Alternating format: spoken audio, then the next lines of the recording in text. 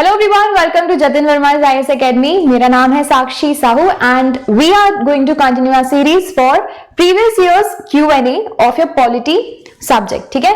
We are discussing all the previous year's questions that were asked in your UPSC examination till date from your polity subject.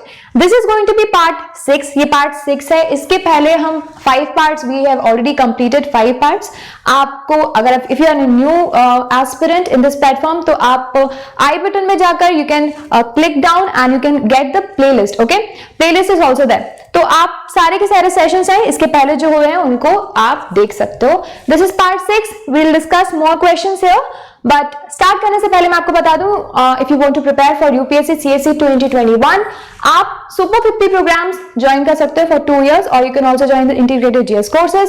If you want to join the module courses, the JB platform has the Indian polity, social issues, comprehensive geography, current affairs, round of 365 and for the Indian economy.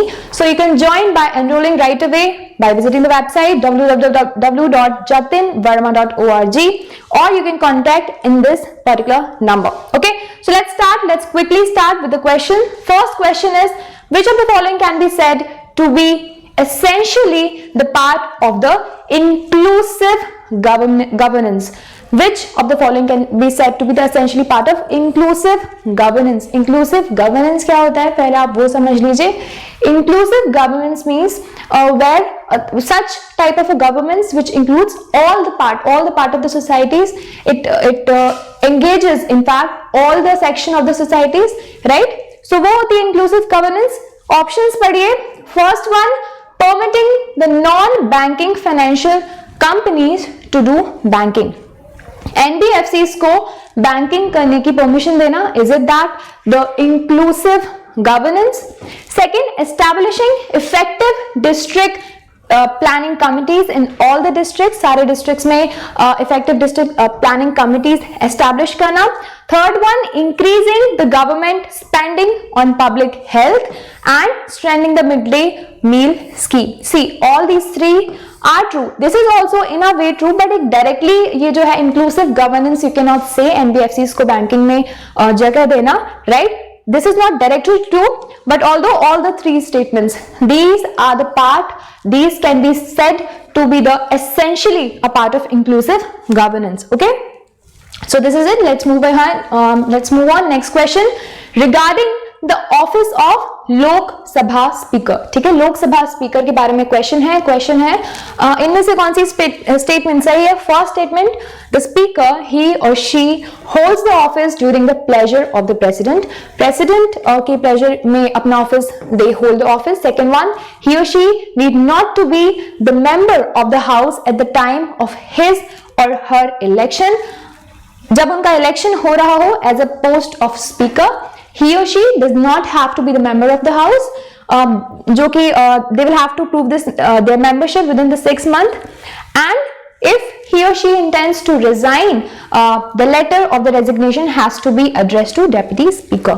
See, देखिए, this is not true. Second number statement is not true because speaker will have to be, speaker जो होता है ना, members, it is chosen among the members of the parliament. तो अगर उन्हीं members में से चूज करना होगा तो he or she will have to be the member of the house. ठीक है, out of this third statement is only true. First is also incorrect क्योंकि जो स्पीकर है they are elected amongst this member, तो वो president जब तक assembly रहेगी तब तक स्पीकर की पोस्ट रहेगी. Okay, so this is there. Moving ahead, next question, consider the following statement. Statement number 1, The union territories are not represented in Rajya Sabha. Rajya Sabha में यूटीज का representations नहीं होता है. It is within the purview of the chief election commissioner to adjudicate the election disputes. Election disputes को adjudicate करने का जो power है, that is at the chief election commissioner. Third one, according to the Constitution of India, Parliament consists of Lok Sabha and Rajya Sabha only. ठीक है, एक statement को हम आराम से पढ़ते हैं और सॉल्व करते हैं. पहले में बोला गया है UTs are not represented, but no, UTs are represented in Rajya Sabha. आप एग्जाम्पल ले लीजिए दिल्ली का.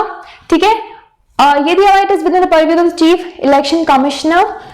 तो ये it comes under the courts. Okay, although election commission देखता है, it resolve the disputes when it comes to the splits and mergers amongst the recognized political parties. वहां तक का है उनका jurisdiction उनका provisions.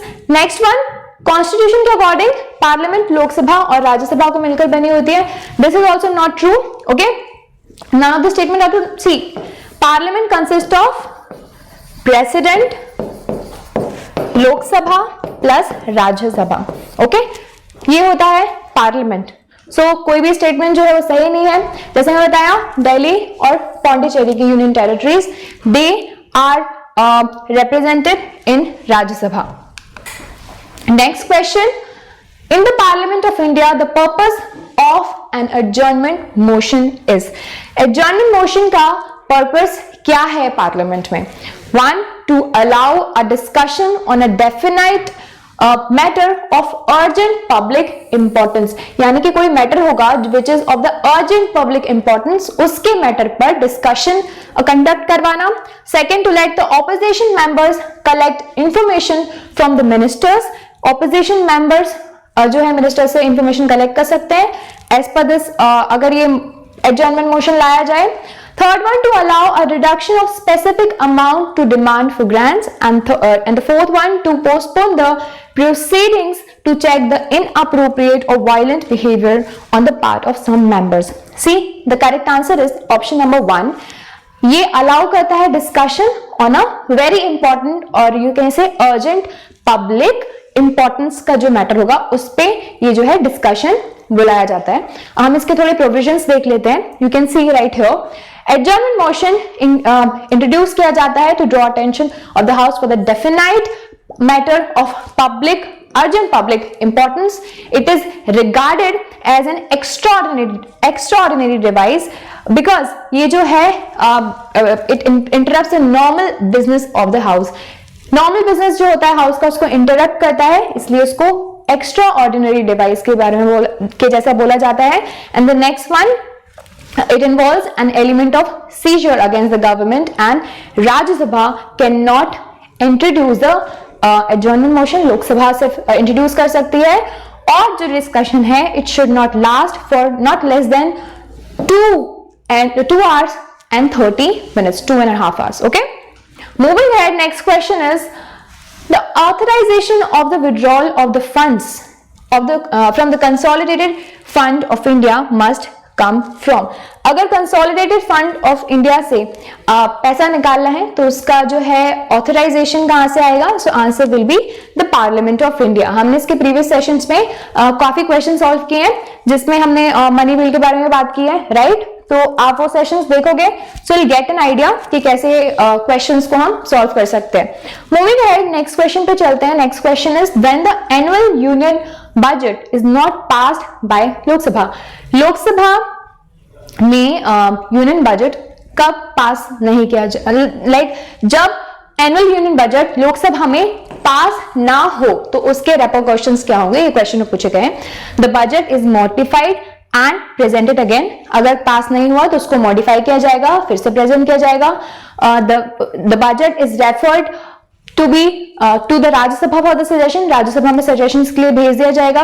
क्या उसको यूनियन फाइनेंस मिनिस्टर को रिजाइन करने के लिए बोला जाएगा और prime minister will have to submit his resignation before the council of ministers. So the answer is this one. See, अगर बजट पास नहीं होता है पार्लियामेंट में इट मींस वो it is a type of a no confidence motion. उसको no confidence motion की तरह समझ लिया जाता है. सो जो प्राइम मिनिस्टर है उसे रिजाइन करना पड़ेगा. ठीक है, moving ahead, next question, with the reference to the consumer disputes redressal at the district level in India, which of the following statement is not correct? Incorrect statement बतानी है.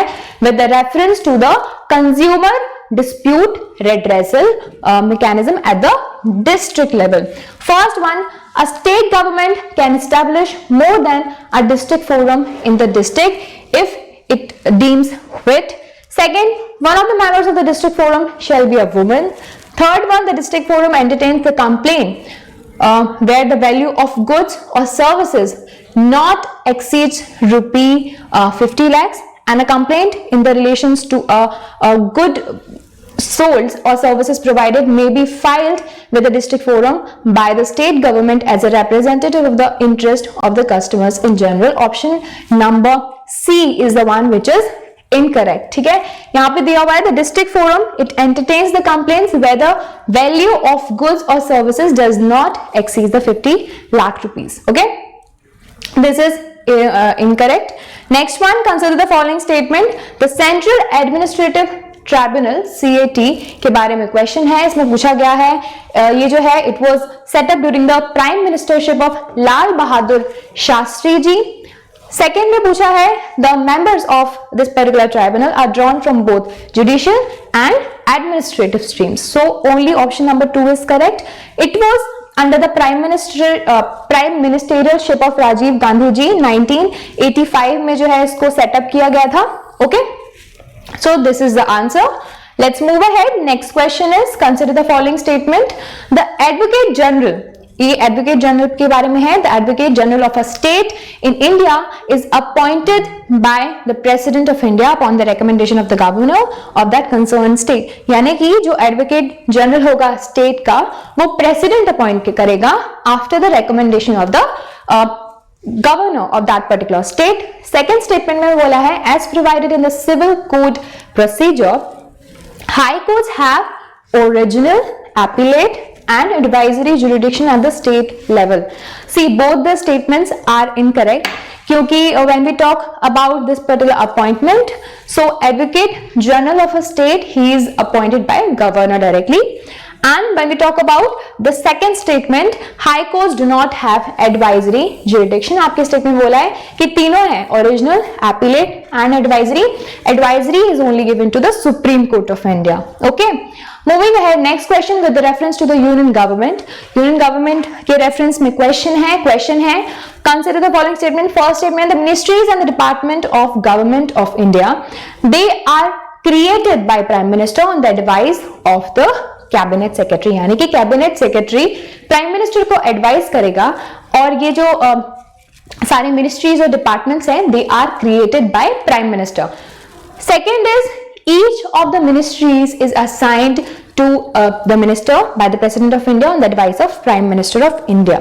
ठीक है, out of these only second statement is correct क्योंकि जो ministries और departments होते हैं that are created by President of India on the recommendation of Prime Minister of India.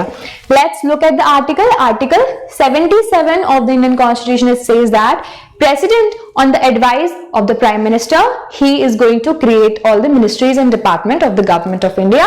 और Article 17 के according जो Prime Ministers है, he shall be appointed by the President और जो बाकी के जो ministers हैं, they are appointed by the President on the advices by the Prime Minister of India. Okay, moving ahead, चलते हैं next question पे. Next question is with the reference to the union government.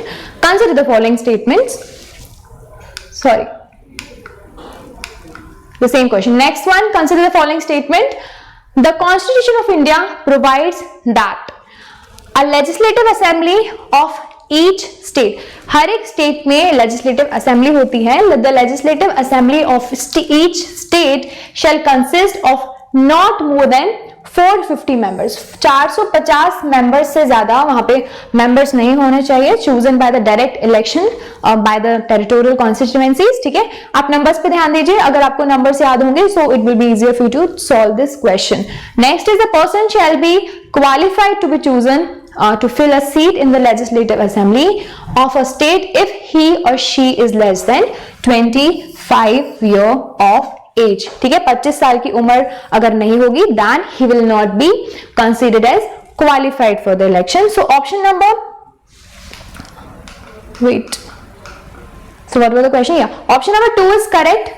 Option number 1 is incorrect क्योंकि इसमें पूछा गया है 450 members बताया ना, so it is 500 members. Okay,